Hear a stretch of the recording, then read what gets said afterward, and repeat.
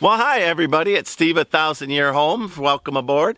So I'm building a bridge that I believe will last 200 years, and that will be Da Vinci style with concrete over the top, and it's entirely a test platform. I'm testing everything I'm going to use on my HyperAdobe house, my Adobe house, here on this little bridge, just so I learn how to handle Earth, so I know what's better, bags or HyperAdobe. This is HyperAdobe. It's a mesh like you get right from, this is a mesh that's just like onion bags or apple bags. It's UV resistance. It supposedly can handle 2 years of sunlight. It's also perforated, so you don't have to do anything extra for stucco. Now, with the Earthbags, when I did those, I'm going to have to go back over the top of those and put a layer of mesh on that'll hold the stucco, that'll allow me to finish the project. I've got rain in 2 days, so I need to get the cliff walls done so that the bridge doesn't just collapse in. Right now, it's just on dry clay, which has no form nor function once it gets wet. It just oozes, right?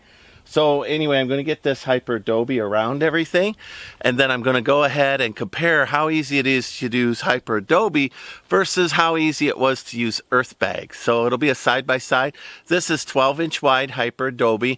I don't need big, wide HyperAdobe, like 18-inch or longer. It's usually 1 inch per height of roof, right? Because I've got a two shipping container homes that I'll skirt with HyperAdobe, and I'll attach where I need to, and there'll be lots of ways that it'll be rigid without the HyperAdobe being freestanding. On this bridge, I'm going to go ahead, the HyperAdobe grips itself, but if you're using Earthbag for construction, you got to lay barbed wire between the rows so that when earthquakes come, it doesn't separate. So barbed wire. But this grips itself. The earth is allowed to squeeze through the gaps in the in the mesh and kind of connect to each other so it doesn't shift. Anyway, all experimental for me. What I need to do today is I need to take the earth that I've been doing 10% cement. And I've been doing sand, and I've been doing clay. So whatever the ground is coming at will be sand and clay, and then to that I add an appropriate, what I think is 10% concrete. And I am using Quickcrete, which has an aggregate in it, because I want a little more tooth. Anyway, let me go ahead and get this done. The way this HyperAdobe will work is I'll cut it in the length I need, and then I'll put it up on a bucket, and I'll fill the bucket, move it, fill the bucket, move it, fill the bucket, move it. I'm convinced, one, I won't get as tired as fast, and two, it'll be a faster process. But the very first thing I have to do is mix it all up. So, and I got to add water to it, make it where it's compactable. All right, let me get going on that part. I've been using a broken bucket for the Earthbag, which was fine, but I need a smoother edge, and so I'm going to cut this out. I want to cut it out here where I can sweep it up because my chickens would, I'm afraid if I used like a reciprocal saw or something, make little shreds, that would be tempting. So I'm hoping an angle grinder wheel keeps it all together. We'll find out.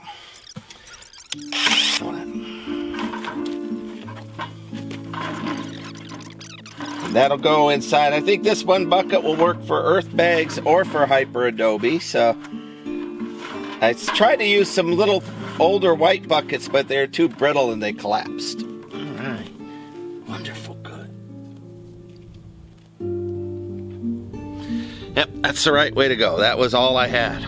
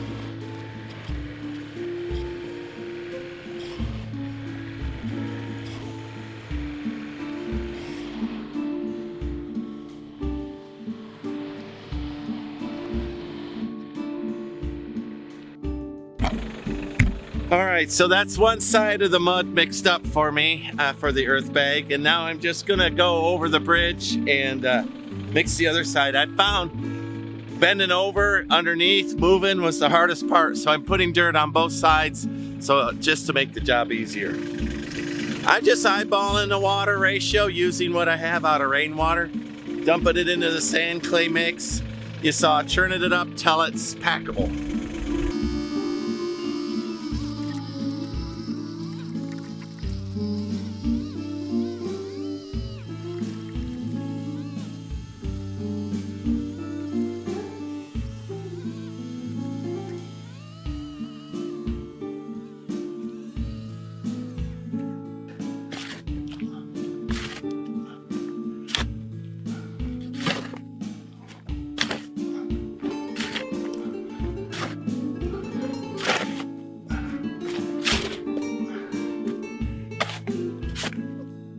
So I immediately ran into my first snag.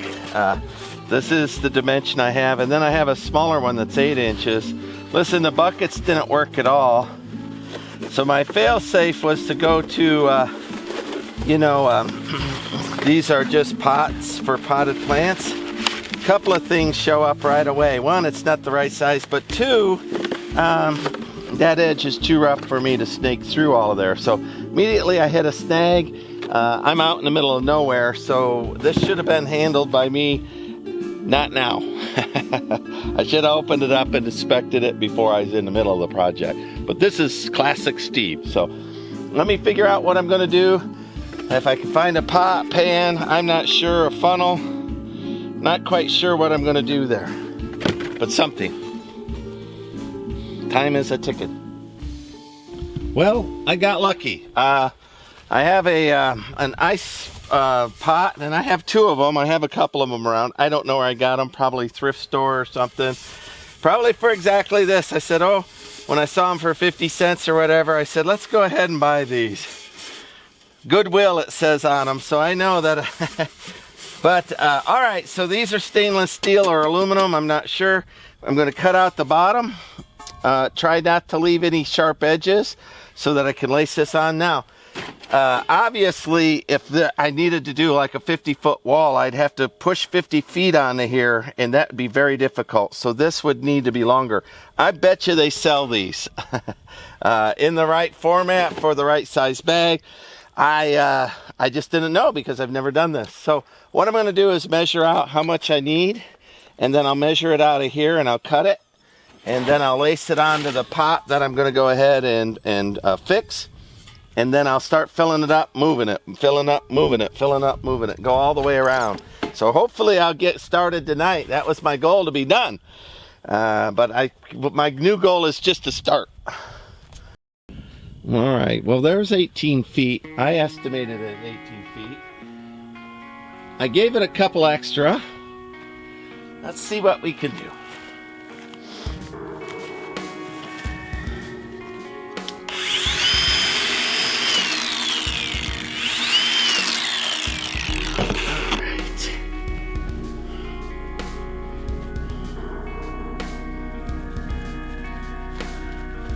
I don't know if I can get all 18 feet on there. Maybe. See, I'm gonna have to grind it smooth because they're already snagging.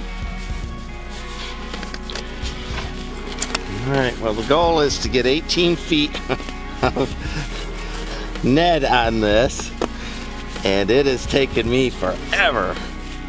So yet another reason why there's got to be the right tool with a handle and a clip and just everything.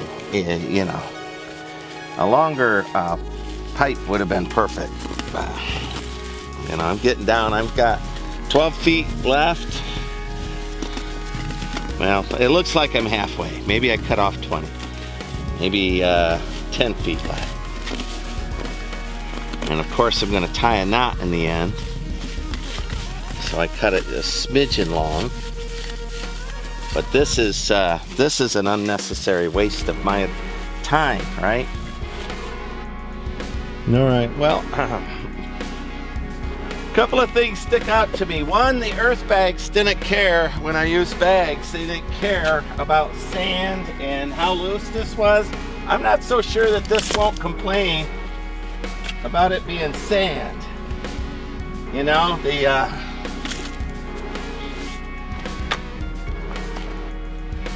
I have much to learn here. Oh man, and it all just came down.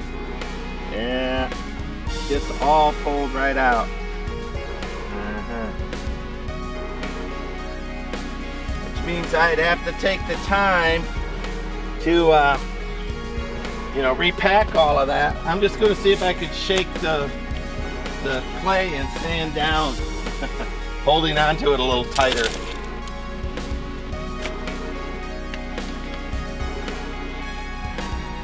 Boy, there's always a lot to learn every time you do something. Again, it looks like, oh, I could do that. And no, you really can't.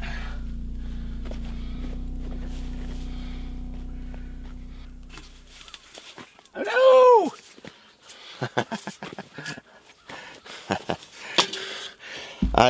I got silly and picked that up wrong and just unfolded everything from it. Let me tamp it, see what I think.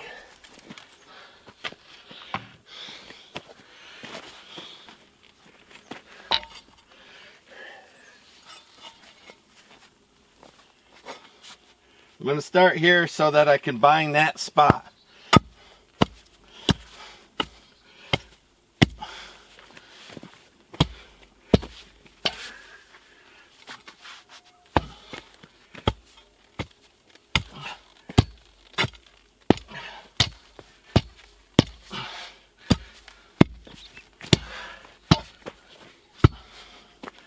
Well, what do I think, huh?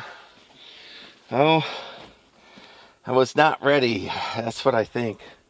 I think that I messed it up a little. But I'm going to go around to the other side and fill it and keep going. You know, with this end here, I think I'll fill it on this end and go as far as I can. I'll knot them in the middle. Again, this isn't structural for me, other than it's got to hold the clay in place. But it will, because it's clay behind clay. So even if the water saturates through, plus I'll have rebar in it, plus I'll have a concrete cap tying the rebar in, that's probably not going anywhere. But the word probably there is definitely an operable word. Well, once again, anything you use to make your life easy, moving dirt just isn't. So where I made the knot, because I could only fit about 9 feet in there, I'm going to fold it over, come back. I'll do what I can on that side. Again, I wouldn't do this in a house. I would do a continuous run unless I hit the end of a roll, and then I would manage it there. But even then, if there was a little section and I could tell, I wouldn't use it. This isn't the right way to do it. I'm not worried because of the rebar I'm going to pound through. So, but nonetheless, let's keep working. A lot of education.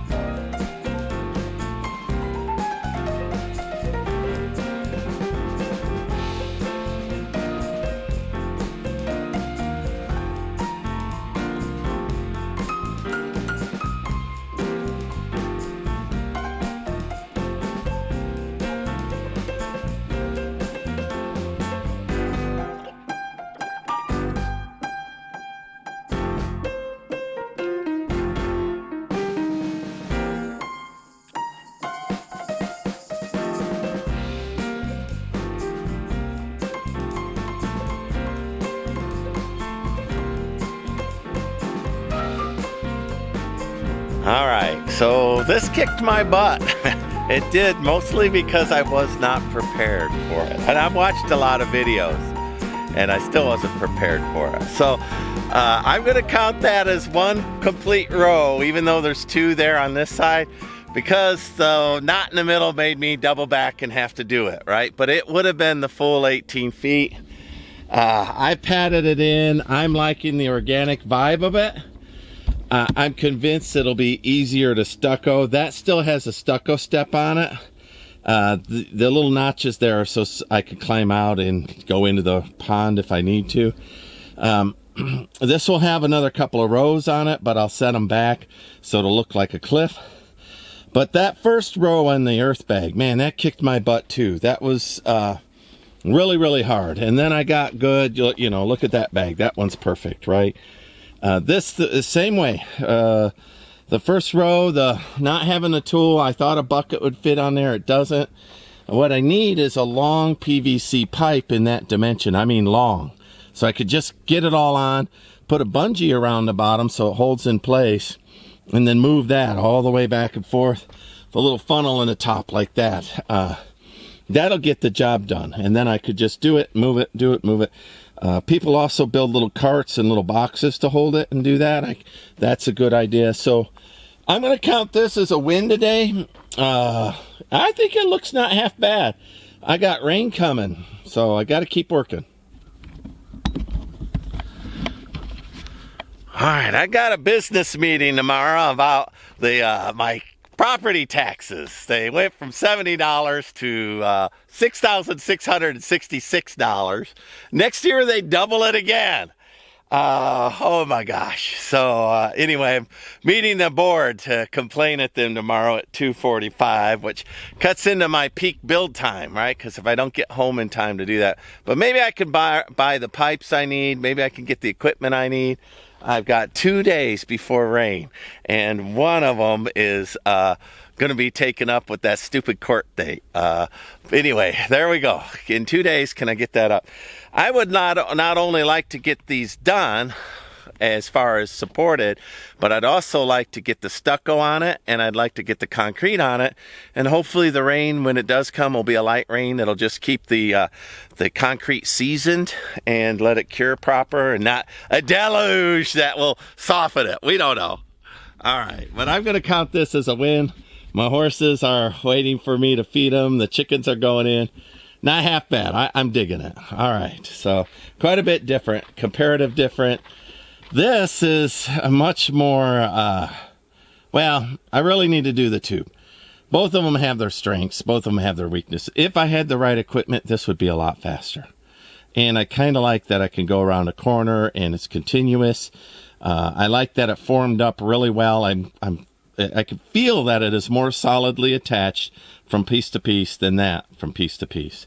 So in an earthquake zone, that would be the better choice. Anyway, I've got work to do on both of these, but I want to get them high enough that if the rains come, you know, it won't fill all the stock tank up, and I could use the water out of right there, and I don't know. We'll see. Hopefully I'll get this done. All right, it's evening time. It's dinner time. Let's chime them all in. Chickens and horses and whatnot. Feed time!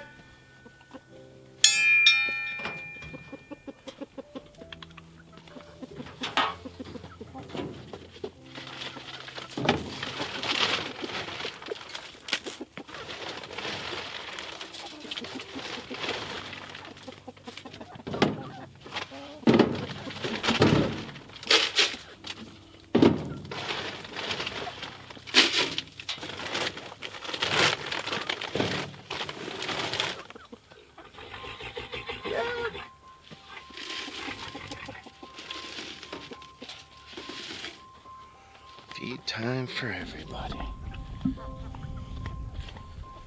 Sometimes. No, you guys stay there. Stay in your spots. I'm just moving the camera. Doesn't mean you can raid the oats. Good boys. Gigantic creatures.